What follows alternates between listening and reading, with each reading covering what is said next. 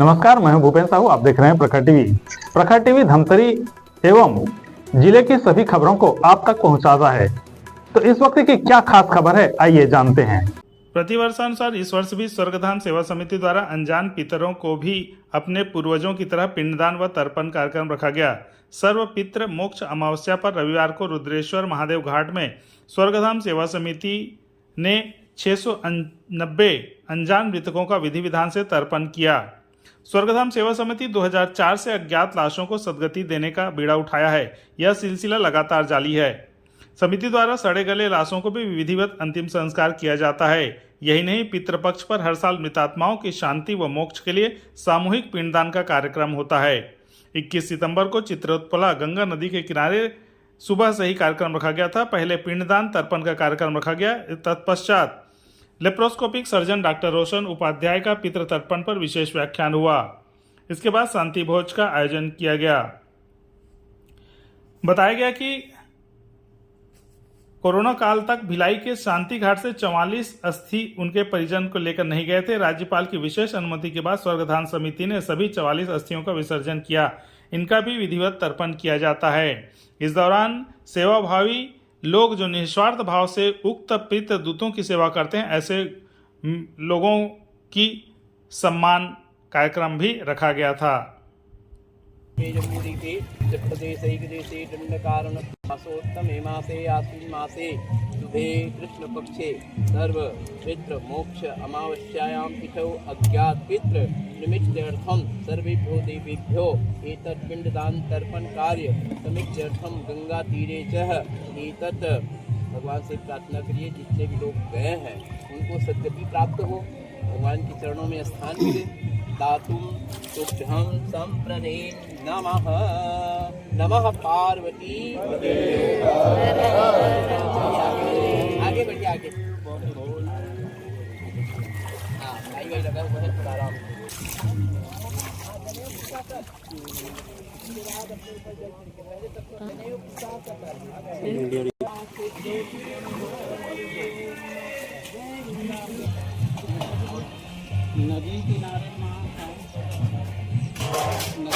आज हम लोग जो ऐसे लावारिस लाश मिलते हैं जिनका कोई नहीं होता, तो हिंदू शास्त्रानुसार ये नियम है कि सर्व पितृ मोक्ष अमावस्या में ऐसे अतृप्त आत्माओं का पिंडदान होना जरूरी होता है। उनका कोई नहीं करता। और ये जो 16 दिन का जो पितृपक्ष होता है वो पितरों के त्यौहार के रूप में मनाना चाहिए। इसलिए ये बात 2004 में संस्था खोले हम, तो 2005 में ये विचार आई और हम तब से ये करते आ रहे हैं। आज कितने का? आज हमने 690 ऐसे अतृप्त आत्माओं या लावारिसों का हमने तर्पण किया है जिसका अपना कोई नहीं है। सड़े गले, जिसमें कई नक्सलाइट भी हैं इसमें, है ना, उन्हें एनकाउंटर में मारे गए, उनका भी हमने अंतिम संस्कार किया। वो क्या है इससे हमको मतलब नहीं है ना। वो एक इंसान थे, उनका तर्पण होना चाहिए, है ना, उनका पिंडदान होना चाहिए। हम सबका करते हैं। और हिंदू धर्म में शास्त्र में लिखा है कि पितृ के कार्य में गौ की, कुत्तों की, स्वान की मतलब, और कौओं की, चींटियों का बहुत महत्व है। तो आज हमारी संस्था ऐसे धमतरी में जो सेवक हैं, जो गौ को बचाने के लिए तत्पर हैं, जो स्वान को बचाने के लिए जूझ रहे हैं, ऐसे लोगों का हम सम्मान भी कर रहे हैं। और साथ ही साथ हमारे लावारिस लाश को जो पोस्टमार्टम करता है, हमारे लिए जो गड्ढा खोद के देता है, ऐसे प्रतिभाओं को हम जब तक सामने नहीं लाएंगे, जब तक लोग नहीं जानेंगे कि उनके आड़ में हम कितना बड़ा काम कर लेते हैं, तो ऐसे लोगों का आज सम्मान हमारी समिति करेगी।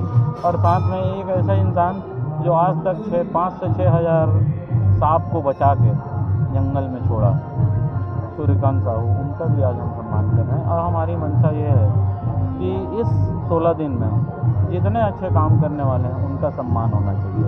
ये आपकी संस्था को शहरवासी को किस तरह से सहयोग मिलता है, कैसे सहयोग? शहरवासी तो इस संस्था को इतनी बुरी प्रशंसा करते हैं, वो प्रशंसा ही हमारे इस काम का साधक या साधन बन गया है।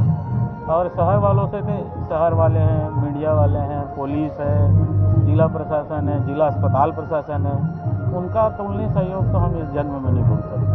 और ख़ास तौर से मीडिया जन जन तक पहुंचाती है, जिसमें अधिकांश लोग जो आए हैं ना, हमने निमंत्रण नहीं दिया, वो मीडिया का न्यूज़ पढ़ के यहाँ तक आए कि ऐसा काम भी होता है। आपको पता होना चाहिए बालोद जिले से भी लोग आए हैं पढ़ के, जान के। तो मीडिया की अपनी अलग ताकत है, इसलिए प्रशंसा नहीं कर रहा हूँ कि आप लोग छापते हैं, है ना। आप लोग भी हिंदू हैं, आप भी इस कर्म को, इसके मर्म को समझते हैं, तभी छापते होंगे, और वो दूर दूर तक जा रहा है। और हमारी अभी डॉक्टर रोशन उपाध्याय आज जो प्रवचन देंगे, घर में पितरों का कोई महत्व नहीं, चाहे वो जीवित अवस्था में, चाहे मृत अवस्था में। हमारी संस्था बाबा परिवार, स्वर्गधाम परिवार, राजमानस परिवार ये कोशिश करेगी अब कि पितरों की 16 दिन कैसे उत्सव मनाना, उनकी कैसे सेवा करनी, घर में जीवित माता पिता उनके लिए हमारा क्या दायित्व है। बस इसी मोटो में अभी हम लोग काम करेंगे, और हम चाहते हैं कि घर घर मातृ पितृ की सेवा हो, यही हमारा प्रमुख उद्देश्य है। मैं तो कोई गिनती के लोग नहीं, अनगिनत लोग हैं। मैं तो डंके के जोर से बोलता हूँ, आप लोग जो मेरा न्यूज़ ले रहे हैं ना, आप लोग भी संस्था के सदस्य हैं। आप लोगों का भाव ये है कि ये संस्था अच्छा काम करे, इनके न्यूज़ को प्रदर्शित। हमने आपको कोई बुलाया नहीं, कुछ नहीं किया, लेकिन आपने जो भाव से आके यहाँ का आधा घंटा सब वीडियो बना रहे हैं, तो आपका भी ये मन है कि ये काम को आगे तक बढ़ाना, इसलिए आप इस कार्यक्रम को हमारा उद्देश्य है कि कोई भी लाश लावारिस ना हो। उनके परिजन जो अपने छोड़ जाते हैं, उस जगह में हम जाके उनके अपने बन के उस बॉडी को, उस मृत शरीर को हम विधि विधान से उनका अंतिम संस्कार करते हैं। पिछले वर्ष गया जी, बनारस, वहाँ पे पिंडदान करके आए, और हर साल महानदी रुद्रेश्वर में हम लोग पिंडदान विधि विधान से करते हैं। लगभग 690 के लगभग हो चुका है। और हमारी संस्था में मानस मंडली, रामचरितमानस के पदाधिकारीगण पिछले 15 सालों से लगभग विशेष रूप से साथ दे रहे हैं। उनका आशीर्वाद हमेशा हमको मिलते रहता है। पत्रकारगण, धमतरी के पुलिस प्रशासन, डॉक्टरगण और भी बहुत से ऐसे युवा साथी हैं, अजय भाई, संतोष भाई, इन लोग के विशेष प्रयास से संस्था यहाँ तक के सफ़र कर पाई है। आगे भी मैं पूरे स्वर्गधाम सेवा समिति की ओर से, पूरे सदस्यों की ओर से लोगों को अपील करता हूँ कि इसी तरह हमारा संबल बढ़ाए रखें और हमें आगे बढ़ने में अपना प्रेरणा दें।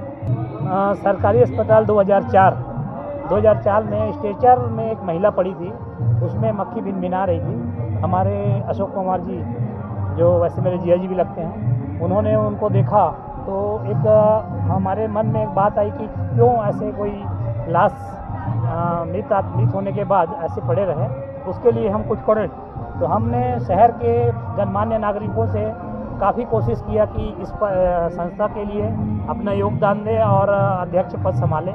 हम काम करने को तैयार हैं, लेकिन कोई भी आगे नहीं आया। कुछ लोग बोले कि ये फालतू काम है, इसमें कुछ नहीं हो सकता। इसके पहले क्या होता था, कोई मृत आत्मा और पड़ी हुई मिले तो नगर पालिका के कचरे में या और कहीं ले जाके डंप कर दिया जाता था। तो फिर हम लोग ये प्रेरणा लिए, पवार सर और मैं, कि हम ही लोग क्यों ना शुरुआत करें। उसमें शुरू में 1,21,000 की ज़रूरत थी, तो हम दोनों ने शेयर करके उस संस्था का गठन किया, जिसका पंजीयन क्रमांक 4020 है। 2004 में अजय चंद्राकर उस समय विधायक महोदय थे, उनके मार्गदर्शन में एक संस्था का गठन हुआ था और निरंतर अब आगे बढ़ रहा है। अभी तक के 21 साल पूरा हो चुका हमारा जो है।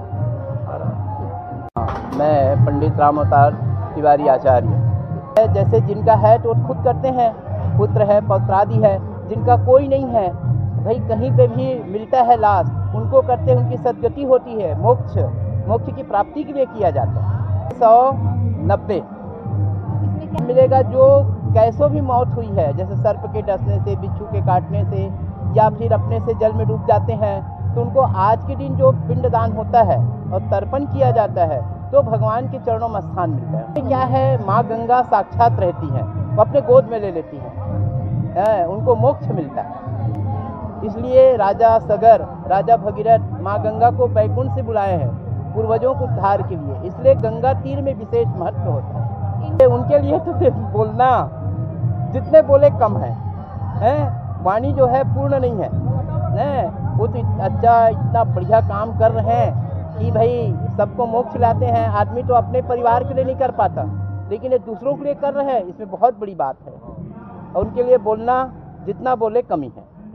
भैया का बड़प्पन है और उनकी गाथा है ये है।